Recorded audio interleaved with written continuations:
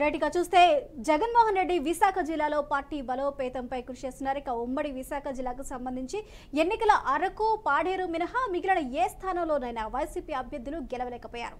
అరకు ఎమ్మెల్యేగా ఆర్ మొత్తలింగం, పాడేరు ఎమ్మెల్యేగా ఎం విశ్వేశ్వరరాజుతో పాటు అరకు ఎంపీగా తనూజారాణి మాత్రమే గెలుపొందారు. ఉమ్మడి జిల్లా స్థానిక సంస్థల ఎమ్మెల్సీగా మాజీ మంత్రి బొత్స ఏకగ్రీవమయ్యారు. ఉమ్మడి విశాఖ జిల్లాలో చెప్పుకోదగ్గ నేతలు ఉన్నా పార్టీలో అసంతృప్తి నెలకొన్నది.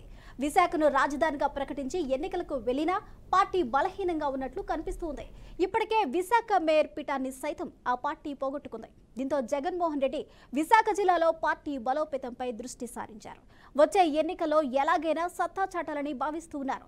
2019 ఎన్నికల్లో మాదిరిగా అత్యధిక సీట్లు గెలవాలని యోచిస్తున్నారు. ఇందులో భాగంగా ఇప్పటి నుంచే పావులు కదుపుతున్నారు. తాజాగా విశాఖ, అనకాపల్లి, అల్లూరు జిల్లా నేతలతో సమావేశమయ్యారు. తాజా రాజకీయాలు, జిల్లా అధ్యక్షుల ఎంపికపై చర్చిస్తూ ఉన్నారు. ఇదే అంశానికి సంబంధించి పూర్తి అప్డేట్స్ మా ప్రతినిధి శ్రీనివాస్ అందిస్తారు. శ్రీనివాస్,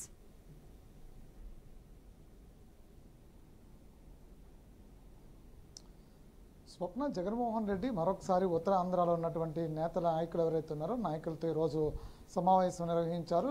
నిన్న కూడా కొంతమంది మాజీ ఎమ్మెల్యేలతో, మంత్రులతో కూడా సమావేశం నిర్వహించారు. రాష్ట్రంలో ప్రస్తుత పరిస్థితులు, అదేవిధంగా లడ్డూ మీద నడుస్తున్న వివాదాలకు సంబంధించి వైఎస్ఆర్సీపీ పార్టీ ఎదుర్కొంటున్నటువంటి ఇబ్బందులు, అంతేవిధంగా ఎదుర్కొంటున్నటువంటి ఆరోపణలు కావచ్చు, వైసీపీకి దూరం అవుతున్నటువంటి పార్టీ సీనియర్స్ కావచ్చు, అదేవిధంగా వైసీపీ పార్టీని పెడుతున్నటువంటి స్థానికంగా గెలిచినటువంటి ఎంపీటీసీ, జడ్పీటీసీలు, పంచాయతీ ప్రెసిడెంట్లతో పాటు కార్పొరేషన్ చైర్మన్లు, అదేవిధంగా మున్సిపల్ చైర్మన్లు కూడా దూరం అవుతూ వస్తున్నటువంటి నేపథ్యం చూస్తున్నాం. కూటమి ప్రభుత్వం అధికారంలోకి వచ్చిన తర్వాత పెద్ద ఎత్తున వైసీపీ అంటే 11 సీట్లకే స్థానం పరిమితమైనప్పుడు కూడా 40% ఓట్ బ్యాంక్తో బలంగా ఉంది అనుకునే లోపే పూర్తి స్థాయిలో బలహీనపడుతూ వస్తుంది. అయితే వైసీపీని పూర్తిగా బలహీనపరచడమే కాకుండా కూటమిలో ఉన్నటువంటి అంటే కూటమి బలపడటమే కాకుండా వైసీపీని బలహీనపరిచే నేపథ్యంలో పూర్తిగా అక్కడ ఉన్నటువంటి సీనియర్ నాయకులందరినీ కూడా పార్టీల వైపు లాగేసేటువంటి ప్రయత్నం జరుగుతున్న నేపథ్యంలో మరొకసారి మాజీ ముఖ్యమంత్రి జగన్మోహన్ రెడ్డి దీని మీద దృష్టి సారించడం జరిగింది. అసలు ఏం జరుగుతుంది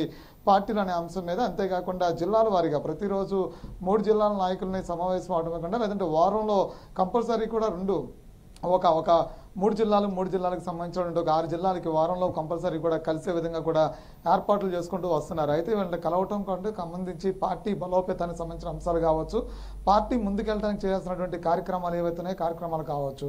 ఇప్పటికే ఆంధ్రప్రదేశ్ ప్రభుత్వం, కొత్త ప్రభుత్వం ఎన్డీఏ కూటమి ఏర్పడిన తర్వాత సూపర్ 6 విషయంలో ఇప్పటికే ప్రతిపక్షం ఉన్నటువంటి వైసీపీ ఇప్పటికే ప్రశ్నిస్తున్న నేపథ్యం అయితే కనిపిస్తుంది. దీనికి సంబంధించి సమాయత్తం అవ్వాలి.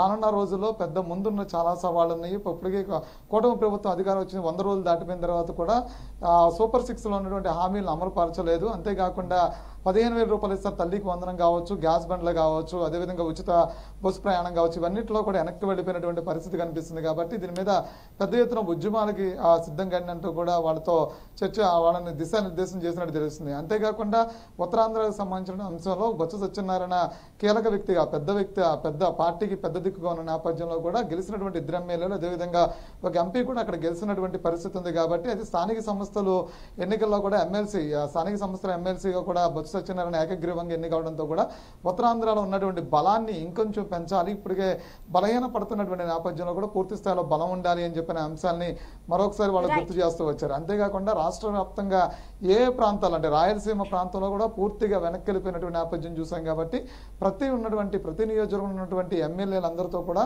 ముఖాముఖి మాట్లాడడమే కాకుండా పార్టీ బలోపేతానికి సంబంధించిన అంశాలు, పార్టీ ఎదుర్కొన్నటువంటి ఆరోపణలు తిప్పికొట్టేటువంటి ప్రయత్నాలు చేయాలంటూ కూడా దిశానిర్దేశం చేస్తున్న నేపథ్యం కూడా కనిపిస్తుంది.